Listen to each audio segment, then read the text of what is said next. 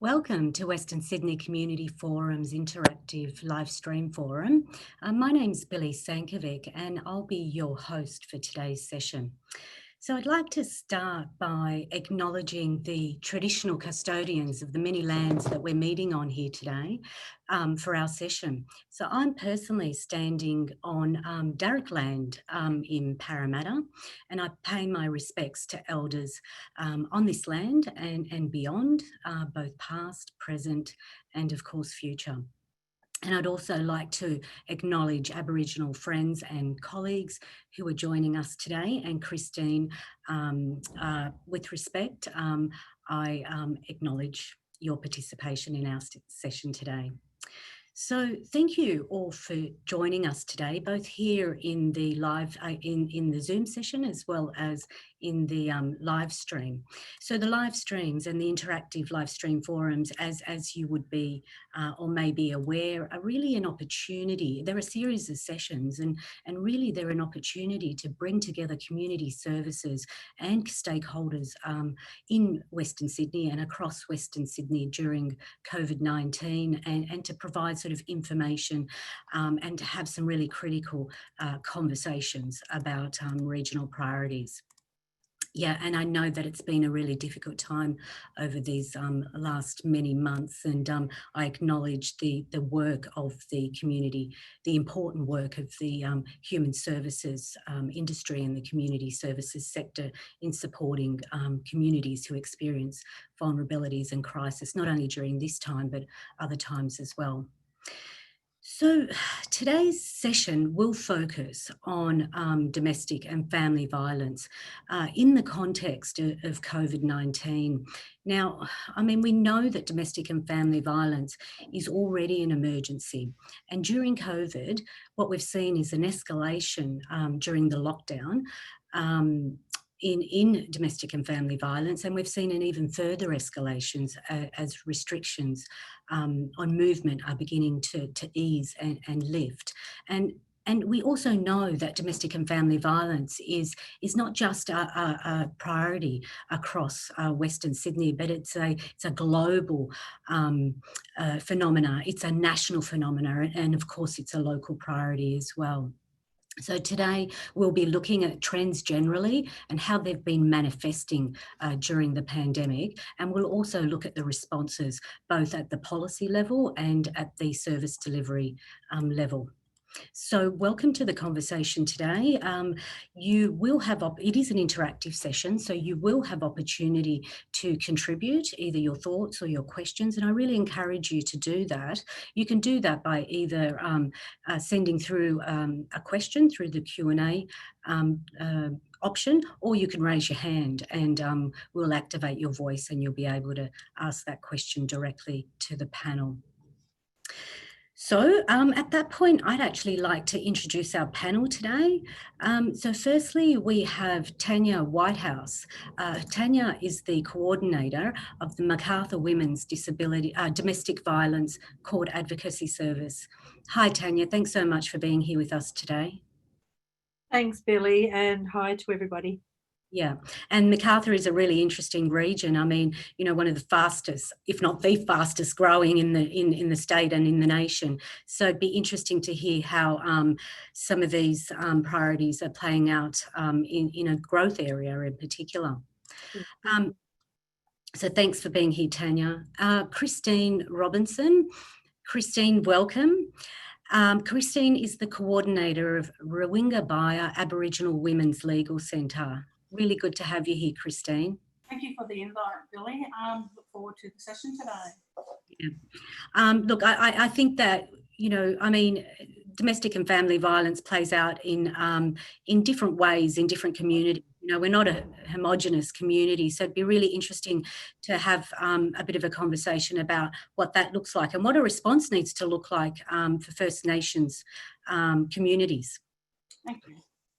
So thanks, Christine, with respect. And we have Hayley Foster. Hayley is the Chief Executive Officer of the Women's Safety New South Wales. So thank you, Hayley, for being here with us today. And I know that women's safety has done some pretty significant work with service providers and also at a policy level. So really will be interesting to hear your insights and what some of the findings are from your work. Thanks for having us, Billie. So thank you, Tanya, Hayley, Christine, for being here with us today. And you know, I always, I get really worked up when we need to talk about this. I mean, I talk about it all the time, but it's just one of those areas that make me really anxious and angry. And, you know, whilst we know that domestic and family violence has escalated during COVID, and all the stories and all the data that's been emerging over these many months unanimously point in that direction. And there's certainly no dispute, certainly at least not by decision makers and those working at the front line. But before COVID, we already knew that one woman on average is murdered each week by their current or former partner. We already knew that 8 women on average were hospitalised each day due to assault by their spouse or their partner. So, and we already knew that services were stretched. So it was already a global and a national emergency. And yet here we are, you know, still in a situation where we're making little, if any, progress in prevention. And what we're seeing is the exact opposite. We're seeing an escalation, you know, and that not only makes me extraordinarily anxious, like it does all of us, but angry. So what are the trends that you, as working in that space specifically, are seeing, and how might things be playing out differently or the same, in fact, in the current sort of COVID environment? And I might start, Tanya, with you. You're on the ground in terms of, you know, you just came from court, you know, 10 minutes ago and rushed into the session. So what are the trends that you're seeing on the ground? I think what we're predominantly seeing in terms of trends is the level of complexity with clients. So we've had, I don't have data for June, but in the month of May, we were getting 103 referrals a week from police for any domestic violence incidents they did attend. And although the increases we're getting may not be as significant as some other areas, what we're definitely seeing a change in is the complexity and the level of work that we're needing to do, and also do collaboratively with other services. So, yeah. Yeah, thanks for that, Tanya. And I mean, so that's some really important data that you were seeing sort of early when, you know, sort of 6 weeks into the lockdown. And that's different, is it, to previous data that you were seeing in Macarthur? We actually had a higher referral rate in the month of March when it all first started. And I think what then happened was women found it incredibly difficult to get out to access services, and some women may not have even been aware what services were still operating. So all of those things added to the issues that they had, and there was some difficulty in even being able to engage with them because more than likely they were in the home with him as well. Yeah, and that's certainly what the indicators are showing. I mean, you know, this extraordinary level of additional panic. You know, there was the logistical panic around shutdown and changing your life, and then you know, having the abuser there 24/7. You know. So Christine, what about from your perspective in terms of the work you're doing on the ground? What are some of the trends that you saw, and how might they be sort of either the same or different to other times? I think what we've seen over the COVID period is, in the beginning, we actually had a decline in numbers or a decrease in callers. And I think that was because, you know, the whole community was getting, you know, ready to take on the issue of COVID and what that looked like. I think one of the other things for us is that, you know, as Aboriginal people, we're in the higher risk group, particularly if you're over 50. So I think that was one of the things that, you know, allowed women to sort of stay, or made women stay indoors and actually not get the services that they needed. But in saying that, over the last couple of weeks, we've been back in the office for the last 3 weeks, and then phone has been ringing fairly consistently now, and we're getting a lot of callers. But I must say that, you know, DV for us is pretty it's pretty stable with our callers, and there has been a slight increase, but most of our clients don't have the same experience as what Tanya was mentioning, because most of our clients have actually left the relationship and they're not in the home with the perpetrator. So I think that's a little bit of the difference with that.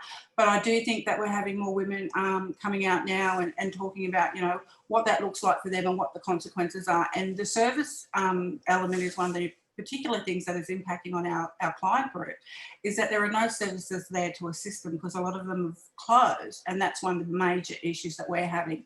So I think that was it. I'm sorry about that. A plane just went overhead, so I will mute, like I said, when the planes go overhead. Oh, we can't hear the planes. Yeah, there's some really important and good points, Christine. And I think, you know, when you said, you know, you almost had this decrease in calls, yeah? I remember reading something and I can't recall exactly where it was. I don't think it was in New South Wales. But what happened is that all of a sudden, from the phone used to ring off the hook, and then all of a sudden it was like eerie. There were no calls. And you know, I mean, this is just as much an indicator as an increased demand. You know, there were no calls because you know, women were stuck in the house 24/7 with a perpetrator and couldn't make the calls that they needed to make. I think there was other data that showed that there was actually an increase in in chat type services, online type services, and late at night, you know, at midnight, when perpetrators are asleep. So that's sort of you know, that was certainly a phenomena that and an experience that is out there. So Hayley, you know, on the back of that, I mean, as a sort of peak, and you know, working across these issues, are these some of the things that you're seeing, or what other trends are you seeing? Yeah, I mean, I might, if I may, I just want to acknowledge as well that I'm meeting on traditional lands as well. I'm in Gadigal country, the Eora Nation, so pay my respect to elders past, present and emerging, and extend that respect to all Aboriginal people, Christine, and all Aboriginal people who are here today.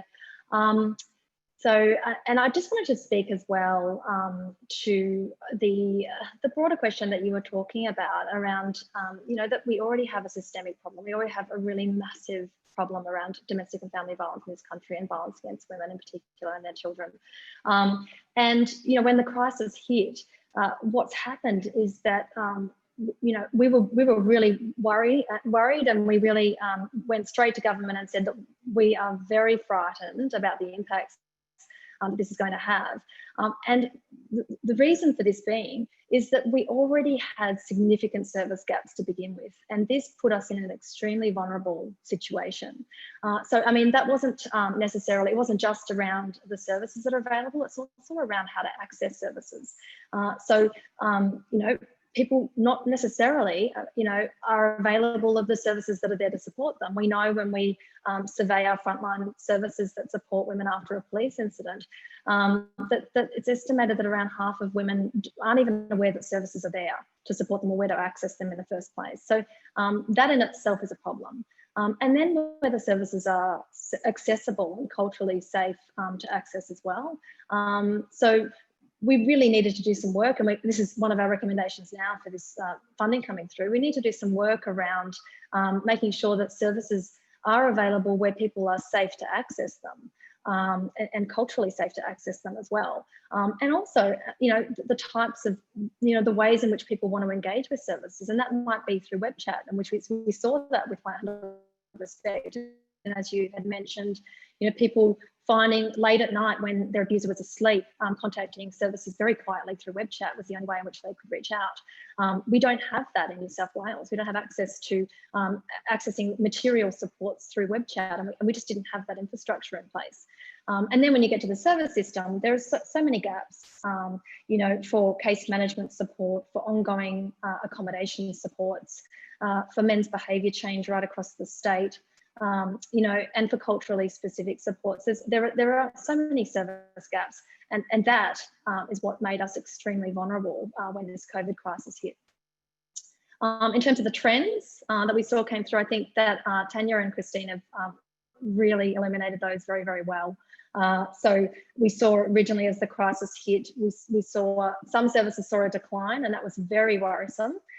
because women were finding it very difficult to access support. But we did also see, overall, we did see more services, saw an increase across our service system that saw around 10,000 women in the month of May. We saw an overall 10% increase compared to last year. So a moderate increase, but there was an overall increase. But we did see that, you know, women were doing what they could to tiptoe around their abuser, were really trying to keep a lid on things. They weren't wanting to access supports, as Tanya had mentioned. It was quite difficult to maintain, you know, contact with survivors during that time. As restrictions were easing, just as you had alluded to as well, that was when we have seen more of an escalation, more women reaching out for support.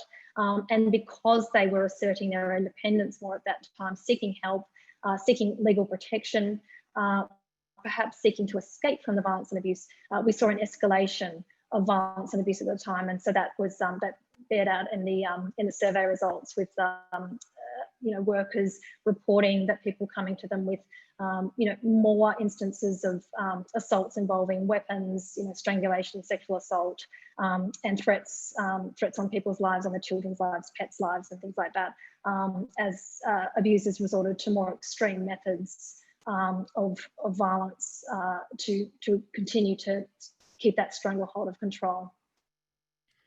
Yeah, some really good points and a good overview, Hayley. I think, you know, we know from research and evidence that the most dangerous time is when women are trying to escape that situation, and the most, you know, life-threatening experience. So thank you for sharing that. We've already got some questions coming through, so I might just touch on the next point, because one of the questions actually does relate to that. And I mean, we've talked about domestic and family violence from a sort of mainstream lens. But as I said initially, you know, I really want to acknowledge that women's experiences are different, and they're influenced by many different factors. There's not just one experience. You know, it could be influenced by culture, by identity, language, ability, residency, or age, for example. So there's certainly been some public dialogue in relation to some experiences for some women. So, for example, those women on temporary visas and the difficulty they have in terms of accessing services. So, what I would like to hear is what you think what are some of the priorities that you're sort of seeing for women specifically from different communities.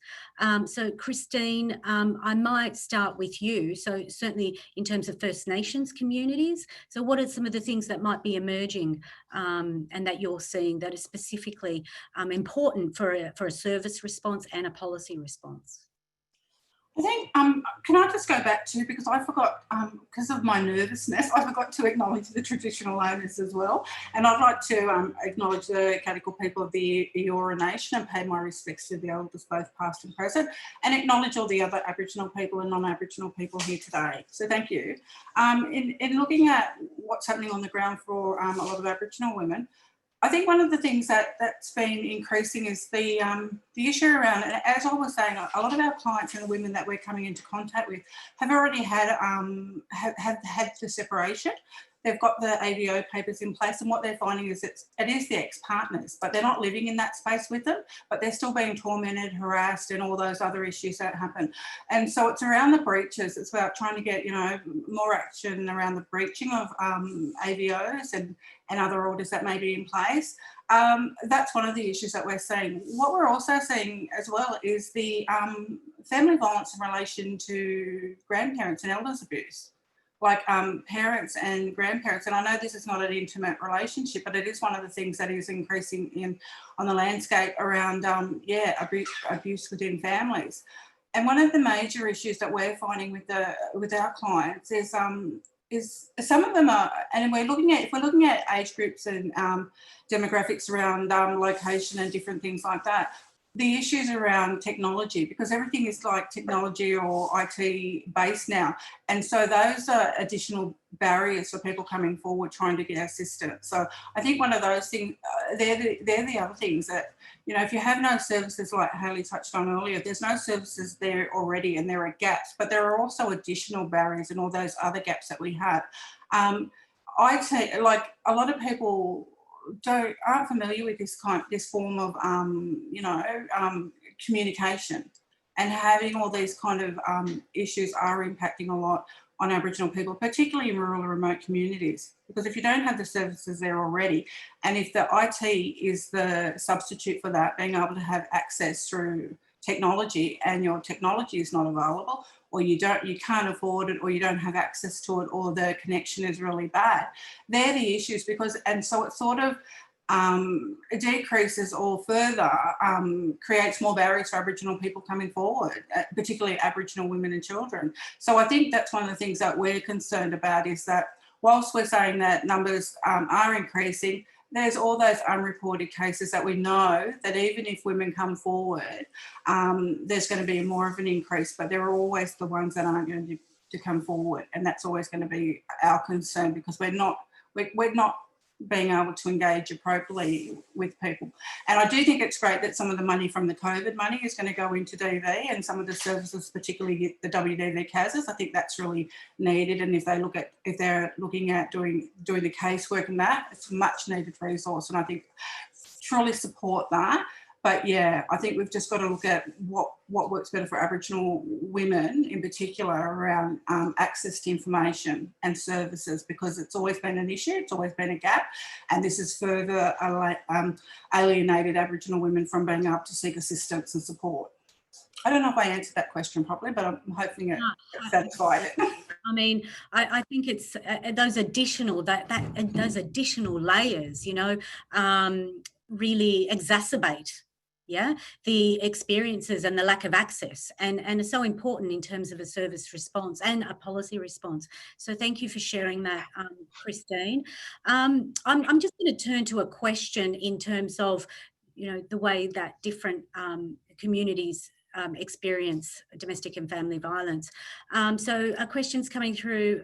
Thank you to you all and for your genuine approach to this social issue. What is being done? The question is, what is being done in the culturally and linguistically diverse space to prevent and support victims of family and domestic violence? And what can we do holistically as a sector? Hayley, I might get you to share your thoughts in relation to that. Well, I think that the compliment was for you, Billie, about having a genuine approach. And if I could be rude and kick that over to Tanya from just because Tanya actually has specific case workers, and then I can add in from a more systemic level. Do you mind if I do that? Of course, Tanya. Okay, amazing. Yeah, I just also want to agree with Christine with what Christine was saying. I'm very lucky that I have a broad range of caseworkers, including an Aboriginal and a multicultural. I've also got a youth-focused and a disability-focused caseworker. And I absolutely agree with Christine's issues. It is difficult for Aboriginal women in particular to access some of the social media stuff. I think, interestingly enough, if you live in Oran Park, there are certain areas where you actually can't even get phone reception. So for some women who need to have a reliance on technology for things such as security cameras or being able to ring the police, if you're in one of those little pockets of no return, then you actually can't ring anyone to get help. In terms of the question around supporting the COLD or the multicultural community, I think there's a number of layers within that. And I think that one of the key things that the community can do as a whole is actually have the discussion around domestic violence and not treat it as something that shouldn't be discussed. I think that it's important for places like businesses to have things like in their staff room, have posters up around what domestic violence is, have referral numbers so that a broad range of their employees have got phone numbers to ring for support, recognising their cultural background, having things in different languages, speaking with the faith community and addressing that with them as well, and basically making sure that there's information out there so that it doesn't become something that is a taboo subject that we all really need to talk about. The recent deaths we've had in the state have been some cold women. So there's the issue around visas, there's the issue around a whole lot of different forms of support. And I think Hayley will talk a bit about the visa stuff. But an issue for women is if you're on a visa, you're very limited with what actual support you can get financially and also with housing or refuge and shelter accommodation. Some may be able to take you, but some may not. And then there's just the whole issue of the threat constantly of being sent back to another country and leaving the children here. There's many, many layers in dealing with that. But for me, the biggest thing I would say is have that conversation and talk openly about it so that both males and females can see that this is an issue we all need to sort out as a community. Yeah, absolutely. I mean, thank you for that. Thank you for sharing that, Tanya, and those different experiences. So, Hayley, you wanted to add to that as well? Yes, am I not muted? Look, yeah, and if I may indulge myself, I just wanted to just say that everything that Christine was saying was very much mirrored in the report that we did. Our Aboriginal and Torres Strait Islander specialist workers across New South Wales, they developed a report based on what they'd been seeing during COVID as well. And the key issues that they talked about were things like difficulty sharing childcare arrangements with abusive parents during COVID, women reporting violence and abuse related to the COVID crisis. So things like added financial pressures, having children at home and other stresses, more elder abuse, which is what Christine had obviously identified, women prioritising basic needs and concerns over their own safety at this time, violence and abuse occurring and erupting for the first time, and escalating and worsening violence. And so I guess I just wanted to reinforce what Christine's saying, and this is, workers right across the state in metropolitan, regional and rural centres.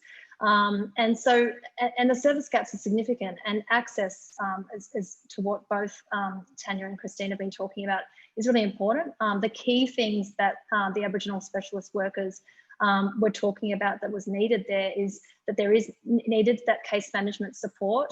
So supporting, walking alongside and with Indigenous women along, their journey from where to go, and particularly in regional areas where there's just a lack of supports available, and culturally specific supports as well. Making sure that there's culturally specific supports for domestic and family violence, Indigenous domestic violence workers. That's really important, and so we're not doing that. And the other thing was about ongoing accommodation support. So they were the key things from the Indigenous perspective right across the state, which are very much consistent with what Christine was saying. From the culturally and linguistically diverse community side of things, the multicultural specialist workers that are in our membership also have put together a report which we're about to release. And what I can say to you is, in terms of what's, in response to the actual question, what services are available? Look, there's the mainstream services and there's there's specialised services. In regional areas, there's not a lot of services that are funded that are specialist. There are settlement services that we rely upon as a culturally specific link, but there are not specialist domestic and family violence services that are culturally specific for culturally and linguistically diverse communities generally across the state. We have a couple in our Women's Domestic Violence Court Advocacy Service Network, but not a lot. We do have specialist workers within the metropolitan centres, and we do have a number of very good specialist, culturally specific domestic violence services in the cities. And then obviously we rely on specialist legal services as well. And they're very, very important, particularly for women who might be on precarious visa status. And then obviously all of the other legal services that are in need as well. There are massive gaps, as Tanya identified, for women on temporary visa with a temporary visa status. We had identified, for example, 98% of our members across the board had suggested that, that lack of access to income and accommodation was an urgent need, and that was literally the #1 priority the government needs to resolve right now. for women on temporary visas, literally we are forcing them back into the arms of their abuser right now, because there are not options available in terms of providing them with income and accommodation supports. It's, you know, we're over the buck passing. There are interventions that both the state and federal governments can put in place. Obviously, at the federal level, we're looking for income support, inclusion for income through DSS and human services, but also at the state level, we need to make sure that we are providing accommodation supports and material aid, and so we don't want any more bypassing in that regard. In terms of what our multicultural specialist workers are identifying as the most urgent need, it's not surprising that they're saying we need to fix the service gap for women on temporary visas as the #1 concern. The other issues are, again, case management. No surprises there. It's no less of a priority for multicultural women, and it needs to be specialist. It needs to be multicultural specialist, and it needs to be available geographically across the state. And then the last one was around a lack of interpreter services that are culturally, you know, that are safe, that are trauma informed, that identify as women in the case of women who are victims of domestic, family, or sexual violence. You know, because when we surveyed across the state, and we haven't released this report yet, but we found some pretty concerning findings around the number of women who are not provided access to interpreter services, and you know, they're using not only family members, children in some cases, and even the abuser in some cases is being used as an interpreter. So we need to get on top of that issue as well. Thank you, Hayley and Tanya and Christine, for sharing that. And, you know, incredibly important in the context of Western Sydney. I mean, we have some local communities where over 70% of local people speak a language other than English at home. So this is, I think it's not only an important policy response that's urgent. I mean, it's always been urgent, and you know, we really need to move this forward as soon as possible, but also for service delivery, it's so important. We completed an impact analysis as part of our work, and you know, we looked at a sample of agencies across Western Sydney, and what that found is those agencies, and they were not DV specific agencies, they were across the service system, small agencies, large agencies, youth related, older services for older people. And those agencies, the results showed that 4 in 10 people that were presenting, be it a youth service or whatever it might be, there were family and domestic violence issues. So this is not just a priority for domestic violence specific agencies or related agencies, but for the entire service system. So some really good points. Thank you for sharing that, Hayley. A couple of things that have come through. Firstly, just acknowledging that Trish Doyle, MP, who is the Shadow Minister for the Prevention of Domestic Violence, has sent a representative to be part of our session today to hear our feedback. Her rep, Susie Van Ochtdorp. Hi, Susie, good to have you here, and thanks for sharing that. There was another question, Hayley, directed to you. Where do we get access to this report? So this report is available at the Women's Safety New South Wales website, of course, and we will provide that information to those attending, and that link afterwards. Yeah, so there are several reports, and some of them we haven't released yet, but they will all be available. We'll put it via social media, but they'll all be available on our website. Thank you, Hayley. We're going to turn to some other questions, live questions. So if I can just ask Nadiana. Nadiana, you've raised your hand with a question. Yes, Nadiana? Hi there. I'm Nadiana from Western Sydney Community Forum, and I'm just speaking on behalf of a couple of questions that have come in through YouTube. So I'll ask the first question that's coming through from Morgana Ladrina. She says, we always focus on women having to or lacking access to support. How about men needing to stop their behaviour? How is that happening in the COVID-19 space and generally? That's your first question, panel members. Thank you, Nadiana. I'll come back to you for the second question. I think that's an incredibly important point. So prevention is the core of the response. So I want to talk, but I'm going to stop. I'm going to throw it to you, Tanya. What are your thoughts about that? I agree. One of the constant things we're having to answer to or justify to a range of different stakeholders is why, if assuming that there are safety things that can be put in place, why should she have to leave? Why should she have to uproot her children, herself, find alternative accommodation? And there's many complexities just with that, particularly if you have older children around where you can go. Why should she have to leave? Assuming that she is safe if she stays. And I also think that we absolutely need to address the issue of men's behaviour, but I think that's something that needs to come from the community as a whole. So there's great little things being done across the state by different services.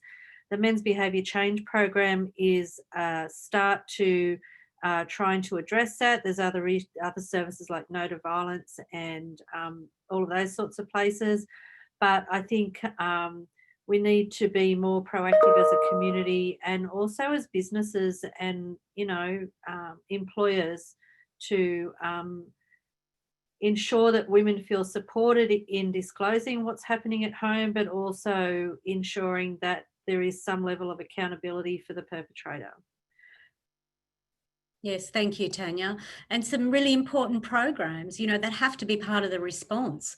Christine, any thoughts on that question?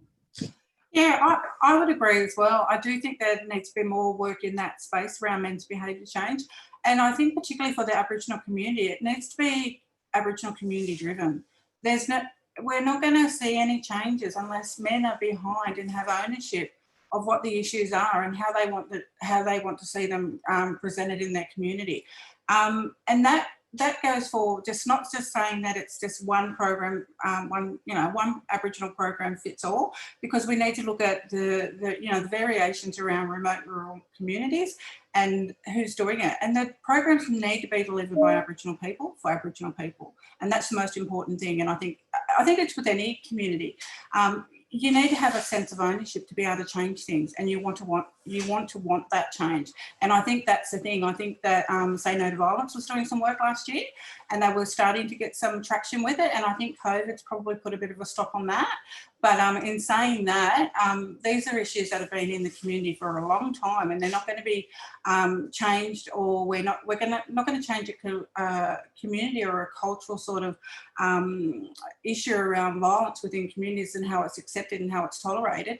It's a long-term strategy and it's a long-term action. And I think as long as we start all thinking the same way and pulling in the same direction, we'll see some change. But yeah, I do think it needs to. I think programs to Aboriginal money going into Aboriginal communities and Aboriginal services is the first step to make that behavioural change program work. Yeah. Thanks, Christine. Again, similar sort of themes. Hayley, any thoughts on that question before we go to another question by Bushra? I do. I just want to add in there that we need a really strong civil and criminal justice system that actually acts as an effective signal to people using violence that they are not entitled to do so. So I think, we can have all the primary prevention programs in the world. We can have as much, advertising and messaging and goodwill as we like. But while ever we have a civil and criminal justice system that doesn't operate as an effective bottom line, while ever we have, people being able to breach apprehended violence orders once, twice, 3 times, 4 times, 5 times, up to 34 times without any, any real consequence and a slap of the wrist. While ever we have sentences of, 3 months after somebody who's been assaulted causing actual bodily harm and strangling somebody who's pregnant, and threatening to kill them and having a 3-month sentence for that and getting let out in 7 weeks. While ever we have that sort of a criminal justice system and civil justice system, we're not sending the right messages to people who are experiencing violence, but probably even more importantly, to the people who are choosing to use violence. So I think that that's a really important part of what we need to do in terms of creating a framework. And then I would also say that behaviour change when I trained in accredited men's behaviour change, and my experience with it has been that the most important and the most valuable part of men's behaviour change is actually in supporting women and supporting, and men who are the victims, survivors of domestic and family violence, who have partners or ex-partners engaged in that program, because the validation and the support that you can provide someone who has a partner or ex-partner engaged in that program can be completely life-changing.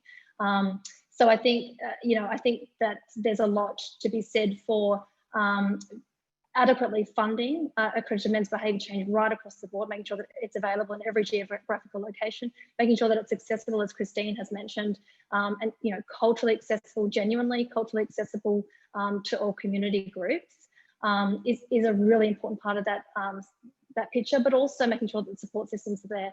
We can go into schools and do fabulous programs about crime prevention, but we're not going to change attitudes if at the end of that day those children are going to be going home to a violent situation, and they're getting completely different messaging, and around primary prevention, because I saw there was a question about that, around primary prevention as well. What we would say is that it needs to be not just addressed at school children. We need to be tackling it in all of the different institutions throughout our society, all of the high influence settings like workplaces, cultural institutions, all the educational institutions, all of those high influence settings where we set our cultural norms and expectations, and that's going to take investment. And if we, as a society, and if the government genuinely want to address this issue, then that's going to require putting some investment into participatory programs in all of those, institutions within our society. Thank you, Hayley. And really clearly, we have the solutions. We know what will not only enable us and equip us to respond and respond rapidly, but also to work on a policy framework that looks at, preventing and stopping violence against women. So, obviously, the question is, well, so why does it continue to be an emergency? And I wanted to actually talk to that a little bit today, but we have got plenty of questions coming through. I'm going to turn to another voice question here. Bushra Alabaidi. Bushra, thank you. If you can share your question. Are you hearing me, guys? Yes, we are, Bushra. But you seeing me or not? No. The voice. Okay. My name is Dr. Bushra Al-Ubaidi. I'm a retired family doctor leading an organization by the name of the Iraqi-Australian University Graduate Forum, which is a non-profit, non-political, not religious Iraqi forum since 2008, and been working with the community in all aspects. And the domestic violence thing it's ongoing a problem. Nobody can stop it.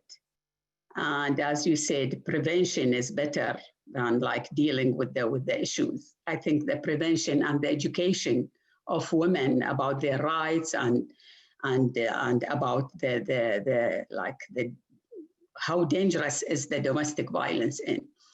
I'm just asking perhaps Billie Sankovic.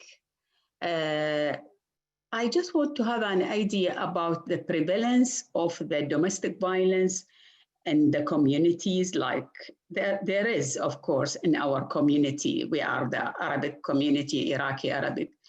I know a lot of stories of domestic violence, but what's the prevalence? What's the ratio? I just want to have an idea in my mind about the comparison between our community and other communities as a whole, and between the way you're saying Western Sydney and what about north of Sydney, what about other parts of Sydney.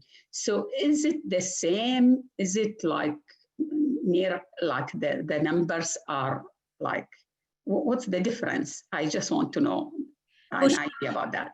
Yeah, Bushra, thank you for that question, and a good question it is. And in fact, something that we were discussing just before we went live, we do have data in terms of reports of domestic violence, and we talked about how, whilst that gives us valuable information, it's not necessarily the whole picture. But instead of answering that question, I might throw that to Tanya. Tanya, you and I were talking about that specifically. Thank you. I was just frantically trying to pick up a report. So what I would say, Bushra, is that in the Macarthur area, we have quite a broad range of population and community groups.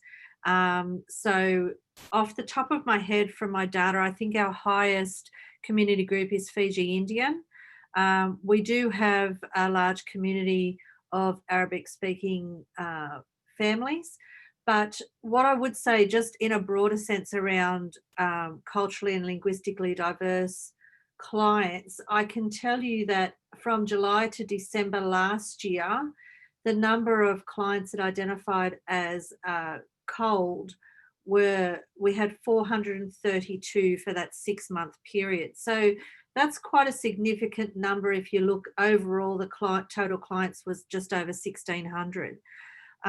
What we do find is that, of course, you can't all do this alone. So what we need to do, I think, is work better collaboratively around spreading the message of saying no to domestic violence and extending that as a perfect example to GPs, to community services that do work with families, multicultural services, even play groups and things like that, and having that message around what domestic violence is, and of course having appropriate information in their language so that it's really clear what that message is around that domestic violence is a crime in Australia.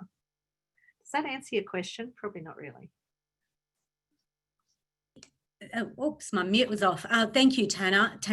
Yeah, look, I guess that gives us some indication in terms of numbers. The publicly available information really isn't sliced and diced in all different ways. Hayley and Christine, did you have any comments in relation to the data on the prevalence of domestic violence across communities?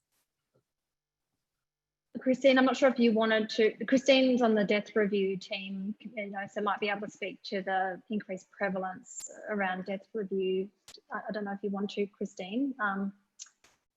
Oh, are you waiting? Yeah, no, I think that would be an interesting report for you to read. There is a breakdown, and I do think one of the things that talking about is a lot of women from culturally and linguistically diverse communities is one of the really significant groups that is raising around across the board. And the visa issue is an issue, and immigration status is always a problem. So, but the thing is as well, what I wanted to add as well is that Aboriginal women and Aboriginal women are always overrepresented as victims of violence, as domestic victims of violence. And so that's one of the issues that we're not seeing going down over the years. It seems to be arising, or it seems to be stable. But one of the things as well is that we always take into consideration what I mentioned earlier. There's always a real huge lack of reporting. And the reporting for Aboriginal women is around, the barriers around reporting to police because they don't feel comfortable engaging with the police, but also around reporting and the fact that it's a mandatory reporting obligation for many of the organisations or agencies that they seek services from. So that's going to be a deterrent for generations. But one of the things as well for the cold women is the fact that, because of the immigration status as well, not wanting to come under the radar with those kind of issues. So we're looking at a range of different people that have a whole range of experience or being victims of violence. Talking about data and that, I don't have anything in front of me like Tanya, I'm not that sort of well equipped. But in saying that, I do think these are areas that we're seeing a real big increase in. And it is quite concerning because the fact is a lot of, called women won't come forward because of the risk to their citizenship or their immigration issues. And so that's really concerning that they also tend to stay in violent relationships and don't report. And they've actually been victims of the homicide reviews that we've had a look at for the last couple of years. And it's quite concerning, and it is on the rise. And I think it's something we should all turn our mind to. Yeah. I think, yeah, so everything that Christine's saying around the increased homicide rates and also increased access, like barriers to reporting. We don't, in terms of the statistics overall, we don't have statistics that support that culturally and linguistically diverse communities are subjected to higher rates of domestic and family violence. As Christine has identified, we do have that for Aboriginal and Torres Strait Islander women, but not culturally and linguistically diverse women that are not Aboriginal. But we do, what we do know is exactly what Christine's talking about. It's around service access. And so culturally and linguistically diverse women are much less likely to reach out for support. They're much less likely to report. And then they find a lot more difficulty in accessing the services, and therefore they're at higher risk. And it's all those other things around language and all, visa status and that sort of thing. And that places them in a precarious situation. And then there's the other cultural layer, which I'm sure that Dr. Bushra would be very familiar with, is that there are so many cultural ramifications for many women, particularly in communities like, Arabic communities, the sort of African, some of the African, Middle Eastern, Asian communities, around cultural ramifications of coming out and reporting violence and being rejected by community afterwards, and things like that. And so there's some of the issues that our culturally and linguistically diverse women, particularly from some of those particular cohorts, experience as significant barriers to accessing support. And then unfortunately we see that play out in those homicide statistics.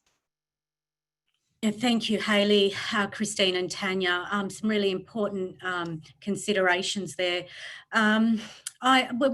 We don't have much time left, but we still have plenty of questions. So I'm just going to turn to some of those and perhaps get some quick responses. Just in terms of the topic that we were just discussing, Juliana says some states have specialist domestic and family violence services for cold communities, and she asked the question, do you see value in getting such services in New South Wales? And I think we can confidently say, based on our conversation, that the answer to that is yes. Not only is it valuable, but it's critical if we want to address, respond and prevent. And I think the key thing here is for the DV specialist services, regardless of the community group they're supporting, is to work collaboratively so that we can all give a much better support for that woman in terms of all of her needs. Yes, that's right. Thank you, Tanya. I'm just going to push through some of these. We have Cherie as well, saying, thanks everyone for your wonderful ongoing work in advocacy. Cherie says, what do you think are the most effective primary prevention strategies we can work on as a sector to try and reduce the incidence of family and domestic violence? And I think you've all touched on several of those. Hayley, your discussion around some of those strategies that are required at a policy level and require funding. Tanya and Christine as well, in terms of the community-based and community-driven solutions as well. So thank you for that, Cherie. We've got another question here. Despite family and domestic violence victims being predominantly women, men are often victims of this issue. However, it is not openly discussed as a society or as a community. So what is your knowledge and view in this space as a panel? And, that's a really interesting question, because men are certainly victims of violence themselves, perpetrated predominantly by other men. Any thoughts? Christine, Tanya, Hayley? I would just point out that in terms of the Safer Pathway model, male victims of domestic and family violence are referred to a specialist service for support. So the male victims get the same service provision as the female victims. I agree we need to openly discuss it as a society and a community. I think we need to be clear around the complexity of domestic violence on the same, talking around the same subject in terms of the difference of the abusive behaviours and how that looks for both sides in that discussion. But I think we do need to talk about it more. I think what we need to do though is listen to each other, not make it a us and them, and perhaps distort statistics that can sometimes be done. I just, in a nutshell, I'd just like to say that it's a very specialised area to, you know, because of the dynamics involved and because of there's so many cases where there's a male presenting as a victim, where it's across, and we know that with our safety action meetings that the vast majority of cases where a male presents as a victim, he actually has a history of offending. So we need to make sure that there's specialised risk assessment processes in place, and where there is a male victim, he needs to have access to specialist domestic violence supports as any other victim, and that is our approach in New South Wales, and we're also working with the DV line at the moment to make sure that they have that level of expertise and availability for male victims. Thank you, Hayley. Christine, any thoughts? No, I'll just agree with what's already been said, just so you can get through more questions.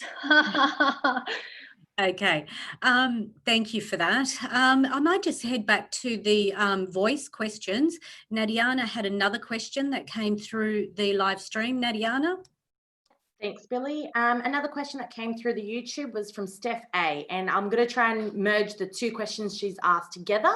So the question is, can we also have a conversation about the protective factors for people, the factors that reduce the likelihood of domestic and family violence becoming an issue to begin with, as well as can we learn from societies with very low instances of domestic and family violence, those who have genuinely low instances, not necessarily low reporting? Thanks, everyone. Thank you, Nadiana, for sharing that. Excellent questions, and touched on some of that already. Panel, Christine, Hayley, Tanya, did you have some thoughts on that? I don't necessarily think that anyone, I'm sort of a position that I'm not sure whether or not anyone has lower protective behaviours, or that it's not happening in every element of society. I think there are some people that are more likely to go underground with it and not talk about, because it's not sort of spoken about in those circles. And I do think it is also prevalent in some other communities more so than others.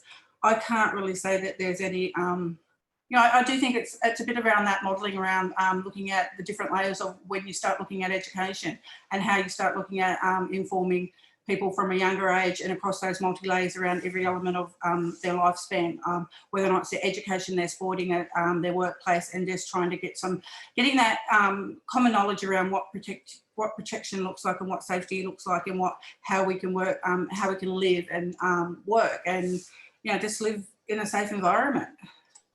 Yeah, absolutely. Thank you, Christine. And yeah, you know, it's really a question of is it underground, or is it you know, what's actually going on? Because we know this. I wouldn't. Go on, Hayley. I want to be really cheeky and just say, you know, I've asked the New South Wales government to fund case management services, specialist domestic violence case management services for children and young people as a specific preventative for this exact reason. And the answer is that no, because our Premier's priority is around preventing reoffending. So we're more interested in working on the violent offenders, youth offenders at that point. So look, I think our answer is a little bit there. It's worth investing in children and young people when they're in the context of experiencing domestic and family violence. Let's support them when that's happening to make sure that we get them, you know, supported and on the right path to safety and well-being, rather than waiting until it's too late. Yeah. I think part of the issue that when I hear instances of areas where there is actual lower DV, my first thought is, well, what kind of questions are you asking, and how are you asking them? And are you asking everyone? If you're only asking some people don't even understand what domestic violence is. So if you're asking a broad question, there's probably 4 or 5 different answers that can be taken 23 different ways. So, I would love there to be areas where there is a much lower DV, but I'm just in, 27 years, I'm yet to be convinced. Yeah. It's difficult sometimes not to be cynical, especially when we know that, just in this 1 hour, we've identified a whole range of potential ways forward, but getting that commitment. And now on that note, I mean, there was plenty more that I wanted to get to, particularly in relation to that response from government, both state and at the state and the federal level, and where those gaps are. We've already touched on those, but I think that there's certainly we've identified a number of further conversations that we need to have, and continuing conversations that we need to have. It was a national emergency prior to COVID. It continues to be, and I think it's important that we continue to have the conversation. I've already gone over time, and I always get in trouble for going over time. So I'm going to have to sort of wrap up at this point. And as I said, we can have further conversations potentially in another live stream. We haven't been able to get to all the questions.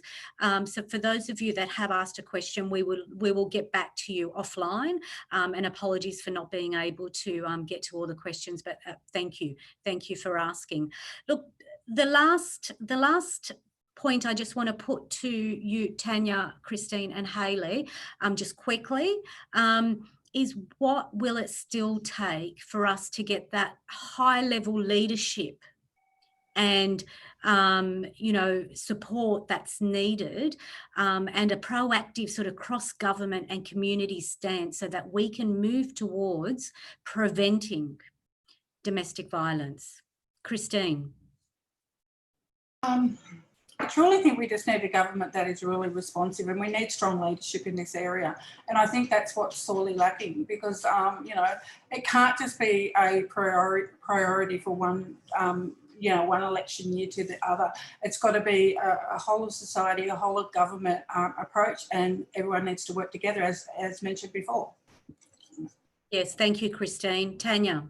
I would say that we hear very clear responses at a higher level from both state and federal governments on, the issue of domestic violence. For me, it's about fund the services that know what they're doing, that have the on-the-ground experience, that have the cultural connection, that know what needs to be done. Listen to them and fund them properly.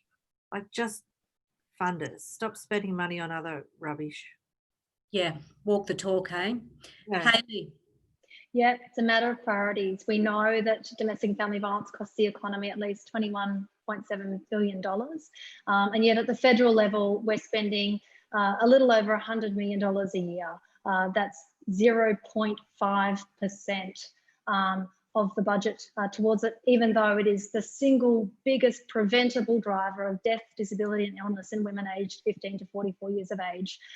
So the reality is, every time the government wants to announce another $1.2 million for this and $20 million for that, we're always grateful, because it means less women we're turning away and children we're turning away. But the reality is, it's peanuts. We're throwing a very small amount of money at a significant social problem. So we need some honesty, that we haven't been investing what it takes to solve this problem. We have the answers.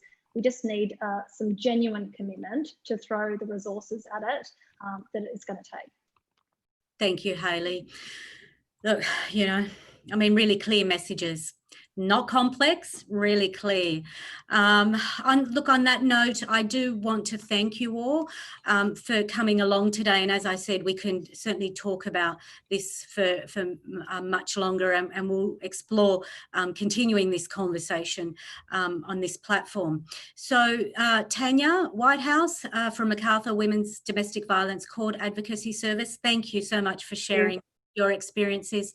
Christine Robinson from Wirringa Baiya Aboriginal Women's Legal Centre. Christine, thank you. Thank you for coming along for today and sharing. And Hayley Foster, Chief Executive Officer at Women's Safety New South Wales.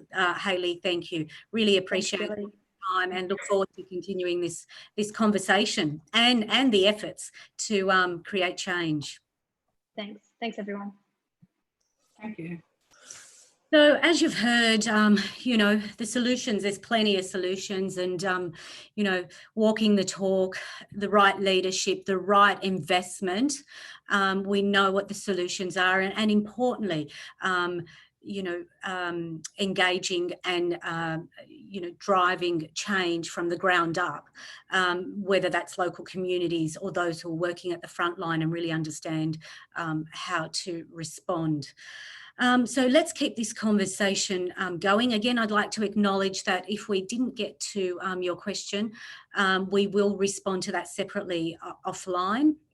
And just a reminder that Western Sydney Community Forum, as well as this interactive live stream, these sessions, there's plenty of other programs and initiatives of services that might be of interest to you. So head over to our website if you would like some more information. And if you do, you know, have any further questions or thoughts or want to chat, please don't hesitate to get in touch with us. Thank you very much for coming along today. An important conversation that we need to continue. So until next time, yeah, stay well and thank you for joining us. Goodbye.